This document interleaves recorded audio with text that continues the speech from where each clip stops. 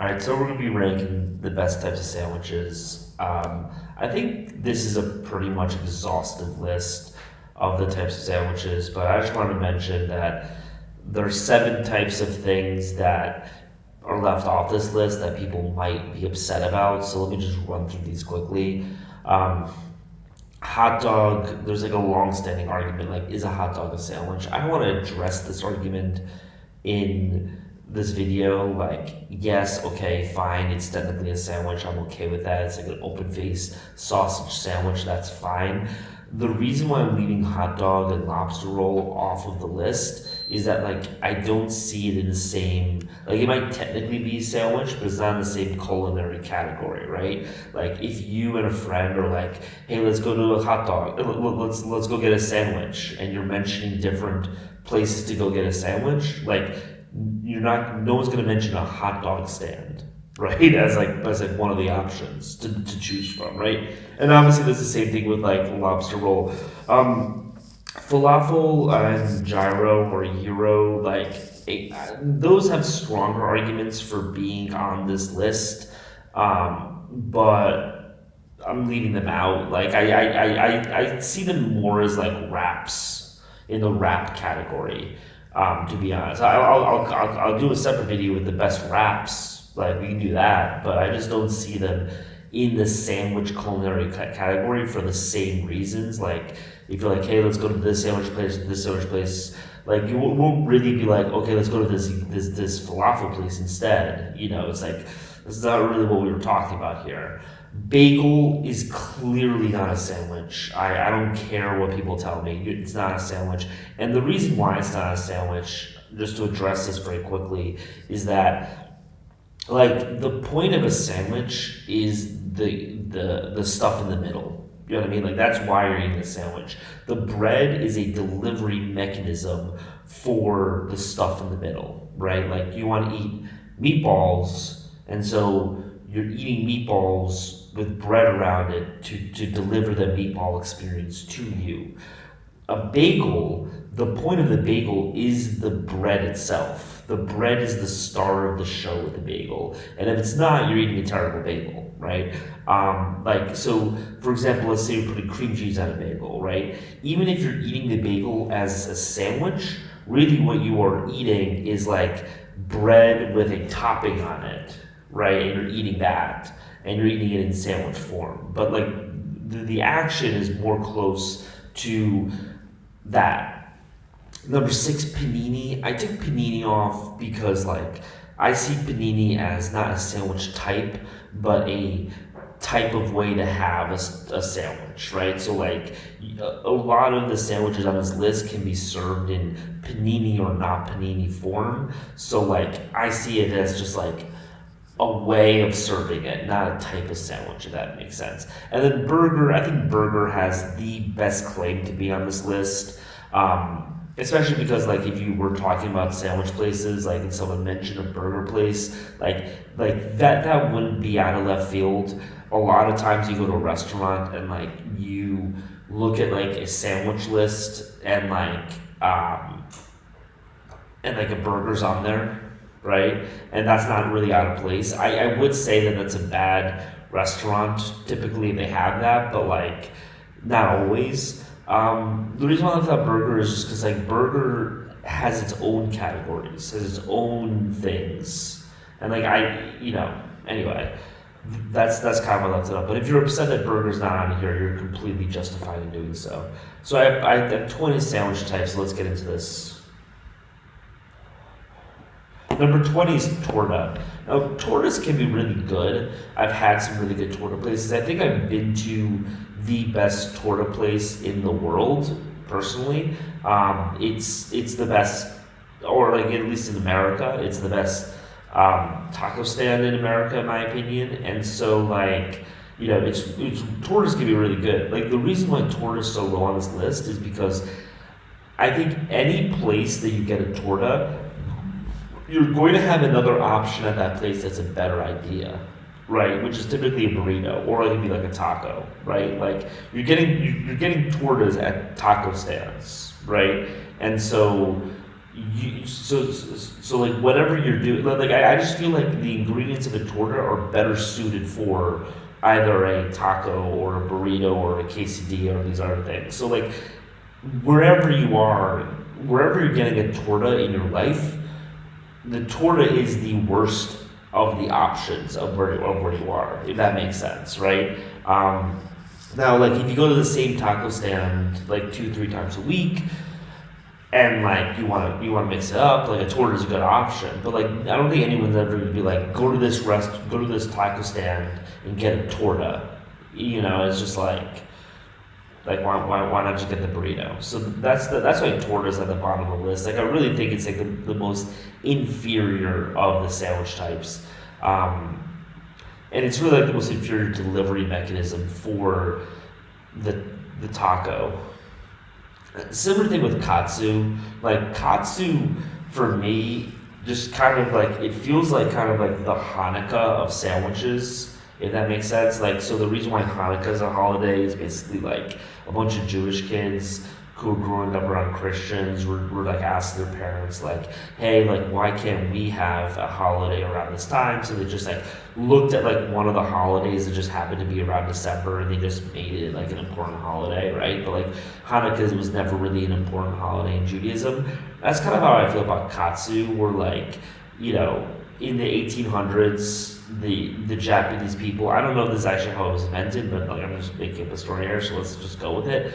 The Japanese people were just like, hey, like these Europeans are fucking like killing us with these sandwiches. Like, why don't we have our own sandwich? And so then they invented katsu. But like similar to a torta, like the stuff at a katsu is better served to be delivered in another mechanism, right? Like I would much rather just have like breaded Japanese chicken cutlets and even just put chicken teriyaki sauce on there. I mean, if katsus typically came with teriyaki sauce, I might rank them higher on the list, but like they don't. And so like I've had katsu in Japan and it's fine, but like it was like it's like I'm just hungry at a train station. I needed to eat something. Like it wasn't like, oh, I really want to get some katsu. Like if you go to Japan for some katsu, it's the same thing as go to Takastan for some tortas. Like something went really wrong in your life. You probably need to see a therapist. 18 grilled cheese. Like grilled cheese is a classic. Don't get me wrong. Like I think I think this is the first like controversial decision I have. The reason why I rank grilled cheese so low is that like fundamentally it is kind of like basic. You know what I mean? Like there's not really a lot going on. Like it's just like a standard basic sandwich. And so like again, like if people want to like give me a whole spiel about like how it's so much better, like that's fine. Like come at me, but like there's just not a lot going on with the grilled cheese sandwich, and like that's why it's here. Although there is like a restaurant chain in the Midwest where they serve like grilled cheese and tomato soup, and that's pretty dope. So like I'm not hating on grilled cheese. I'm just saying that like every other sandwich on this list has more stuff going on. So that's why I rank it so low. Breakfast sandwich. This is primarily, I'm not going to spend too much time on this. I just don't like breakfast in general. I hate breakfast. So, like, obviously, breakfast sandwiches are going to get the short end of the stick here. So, if you think breakfast sandwiches should be ranked higher, then, like, that's fine. I just don't like breakfast. Philly roast pork. I think this is gonna be my first like real controversial decision here. Yeah, I'm ranking it very low. So I mean, similar to like tortas, I've had Philly roast pork in like one of the most famous roast pork places a bunch of times. It was called DeNick's in Reading Terminal in Philadelphia. I used to work literally like a block away, so I used to get it like once, twice a week minimum, right? So like I've had Philly roast pork.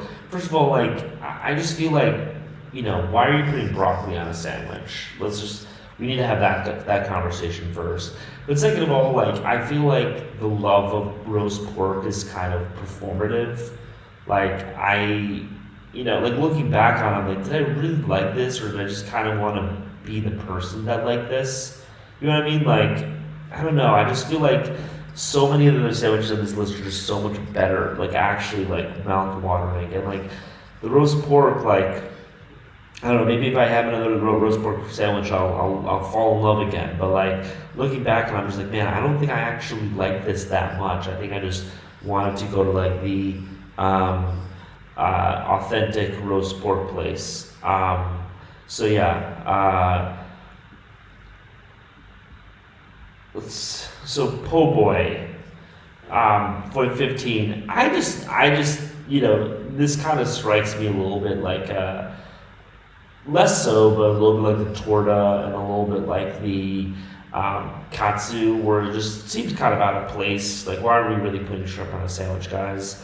Like, you can tell me that po' boys are great. I've had pretty good po' boys in the past. I haven't had them in New Orleans because I haven't been to New Orleans, so maybe my opinion would change. But like, typically when that type of experience happens to me, my experience goes in the opposite direction, similar to Nick's in Philadelphia. So you know. I wouldn't wait. I wouldn't hold your breath. But like, look, a shrimp sandwich is great. Like, it's fun. It's like a once in a while type thing. But like fundamentally, like meat is always gonna beat out shrimp when it comes to sandwiches. I mean, like, what are we really talking about here? 14 BLTs. I think we're starting to get to the point of this list. I mean, 14 seems a little bit low, but like, I love BLTs. I just like, I would like look at the other sandwiches on this list, and it would just be like hard for me to like, really like, convince myself that BLTs deserve uh, a higher place on this list. Um, So yeah, next up is banh mi. I love banh mi's. I used to go to like one of the best banh mi places in San Francisco. I think they're great. I kind of have a similar feeling about these as the roast pork sandwiches. It feels like there's a little bit too many vegetables on there. Also, I think that like a separate problem I think is that banh mi's are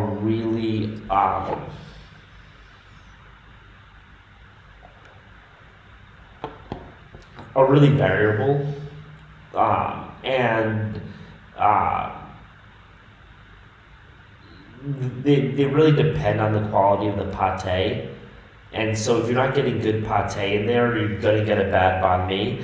So that's kind of why I put them down here. Is that like I really think that it's like part of this I think was when I was in Cambodia. I eat a lot of bad banh mi's.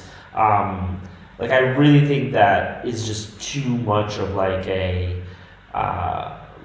like a roulette, like what banh mi are you gonna get? And so that's kind of why I put it down there. Like you could really screw up a banh mi easily, I think.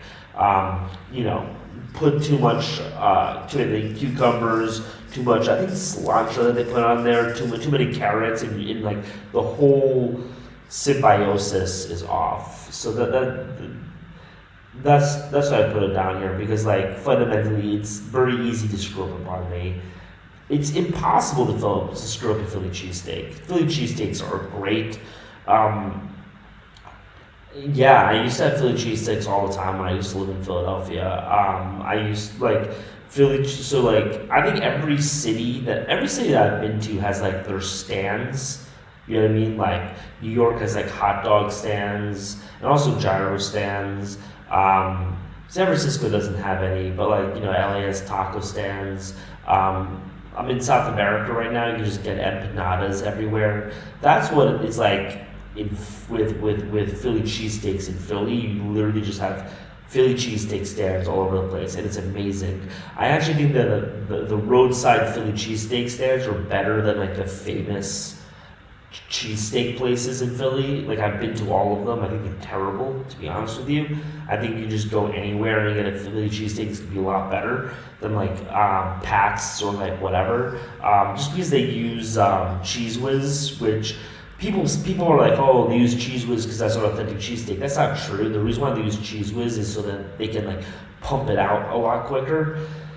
That being said, like I think Philly cheesesteak. The one thing that kind of hurts it is that it's not like an everyday sandwich that you can really like eat that often. Like if you're eating more than one Philly cheesesteak a week, like you kind of have a serious problem. And I think we're getting to the type of we're starting to get to the sandwiches where like you need to have these, you know, uh, you need to be able to put these in a rotation, I think. And like Philly cheesesteak, you just can't have it in your rotation regularly. But it's a great sandwich. It's a great once in a while sandwich. Ham and cheese. I'm actually surprised that ham and cheese is this high because it's fundamentally like most instances of ham and cheese are obviously like very shitty. But I was most of the reason why ham and cheese is number 11 is because of number 10. And I'm going to explain that in a second. But ham and cheese, the reason why I kind of put it here is because I think it is one of the most versatile sandwiches because you can have really bad ham and cheese sandwiches, really cheap ham and cheese sandwiches that get the job done that aren't very good, but like are very cheap and very easy, and that's their selling point. But you can also have really high class ham and cheese sandwiches. So, for example, when I was in Spain, right, I used to buy jamon all the time. And jamon, like a jamon and cheese sandwich, is literally a ham and cheese sandwich, right? So you can have incredibly high class ham and cheese sandwiches and really low class ham and cheese sandwiches. And the low class ham and cheese sandwiches, like I'd rather have a really shitty ham and cheese sandwich than a really shitty roast beef sandwich. You know what I mean? Like, right? But I'd also rather have like a really, really nice ham and cheese sandwich versus a really, really nice roast beef sandwiches. So like it beats a lot of other sandwiches at all parts of the spectrum, right? Like, but I think the problem is that people compare the shitty ham and cheese to the great other sandwiches, and it's like, no, like, I mean, like, why are you, like, that's not fair, right? So, anyway, the reason why ham and cheese is number 11 is because a Cubano is number 10. I love Cubanos. And I remember I was watching this one cooking show, and, like, the guy was, like, he was from Cuba, and he was, like, in the UK. And, like, he was, like, a restaurateur, and he wanted to start a Cubano restaurant. And like one of the judges was like a French judge. And in France, ham and cheese sandwich doesn't have the same pejorative connotation to it as it does in America. And so like the guy was explaining what a Cubano is because the French guy's never heard of it. And the guy's like, oh, so you're talking about just like a ham and cheese sandwich.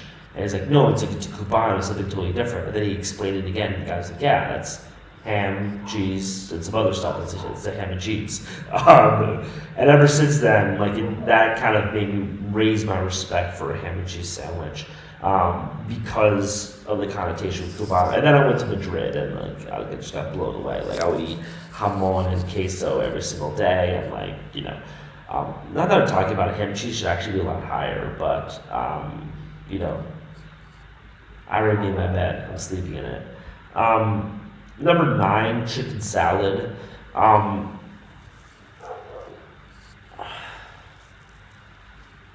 Yeah, I just love chicken salad. I don't even, and then like chicken salad and club sandwich, I think are very similar, which is why I kind of put them together. And like I just think that they're just like they're literally just every single one's incredible. One thing I recommend is putting mustard on a chicken salad sandwich. It's not like the right form, but like it's really good. I just think it's like a nice. I can eat a club sandwich every single day of my life. I can eat a chicken salad sandwich every single day of my life. And the reason why I think I put chicken salad this high is that like if I am in like in a strange place, I don't mean like Malaysia. I mean like if I'm in like a like a conference or something, right? If I'm in a conference and or like a training or like a seminar and there's like lunch being served and there's like four different types of sandwiches, 100% of the time, if chicken salad is an option, I'm choosing chicken salad.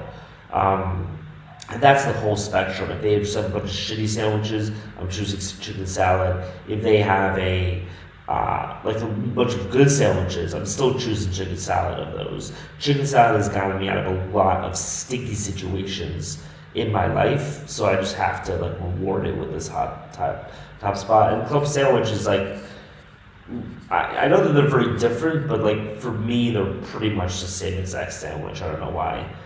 Number 7, Sloppy Joe. I think the reason why Sloppy Joe is, I don't eat Sloppy Joes that much.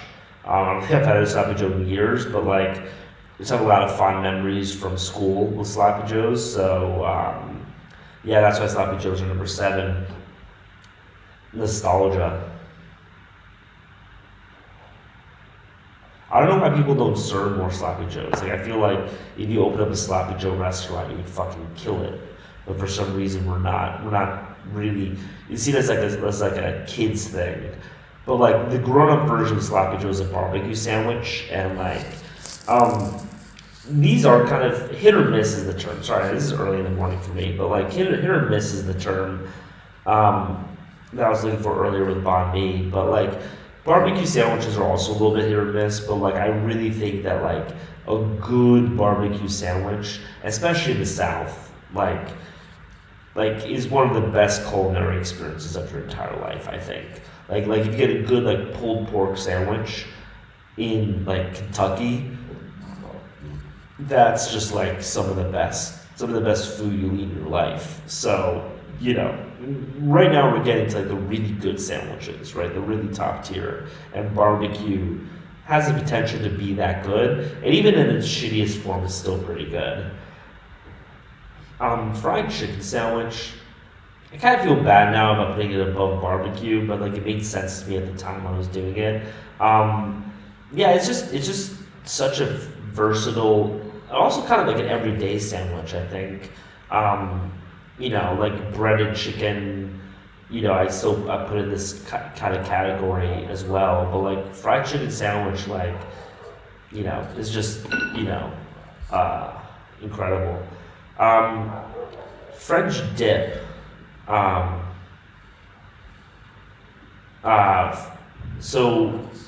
French dip is it's a really, really top-notch sandwich, I'd say.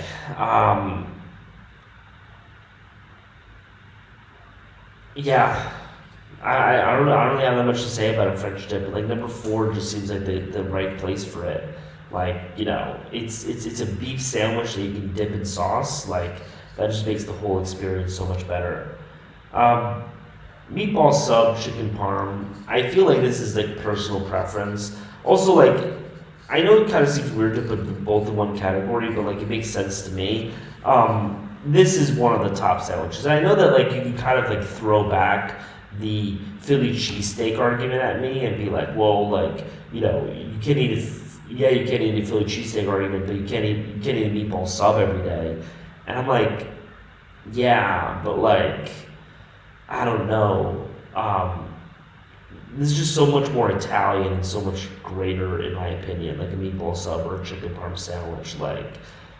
Like even on a once in a while basis, I would choose a meatball sub over a Philly cheesesteak. Like a really good meatball sub, 100% is an incredible like Philly cheesesteaks are good, but like I don't know, there's a limit to how good they are, while a meatball sub can be like a really, really top tier experience, I think. Same thing with chicken parm. I don't really know what the term for these are. I guess like kosher sandwiches, but like kosher seems like a weird word for it because like a chicken parm sandwich could technically be kosher. So I just call these the Jewish sandwiches. These just type of places that you get at like Second Avenue Deli, right? Reuben, pastrami on rye, corned beef. We know these types of sandwiches. I mean, these are like your top tier sandwich experiences. Like some of the best sandwiches of your life are going to be like a pastrami on rye and really good. And now we're getting to the point of like, the best pastrami on rye in the world is probably better than any other sandwich on this list, right? Now we're past the day-to-day part. We're talking about just like the top tier quality. Philly cheesesteak doesn't even get close to a pastrami on rye. Like a really good barbecue sandwich can compete with this. I think that's the only thing below here. And then a really good meatball sub, I think, can compete as well. Like if you go to like a really good Italian restaurant and you get a meatball sub from there versus like a really good pastrami on rye, like it's gonna be tough, but I think the pastrami on rye like wins out. And then finally, like I call this just the Italian cold cut sandwich, just because there's so many different versions of it. But like, yeah, I mean, I think that like the thing that distinguishes Italian cold cut, and I think also kind of like this helps with the meatball sub as well, is that most of the other sandwiches just have one flavor profile, right? Going all the way down to like, yeah, I'd even say like the only sandwiches below here that kind of have multiple flavor profiles, I think like chicken salad has some multiple flavor profiles in there, Cubanos, ham and cheese. But like one of the problems with these other flavor profiles is they're just not really diverse enough. The banh mi has a lot of different flavor profiles, but the problem with the banh mi, as like we covered, is that it can like go wrong in so many different ways. The reason why I think banh mi number 13, the reason why like the Italian cold cut, I mean, first of all, again, like in its shittiest form, it's always really good. But if you go to some of the best Italian cold cut places, like you're getting a sandwich experience that is like way better than anything else, and like you could just have so many different flavors in this sandwich going on at the same time and being a lot more subtle, right? So that's why the sandwich is here, right? So like, let's say you have like, mortadella, with prosciutto and, some like, red peppers in there too, and a little bit of lettuce. Like that is one incredible flavor profile, but then you can just like change it up slightly and you get a totally different, incredible sandwich. So that's why Italian cold cut is number one for me. So let me know what you think in the comments.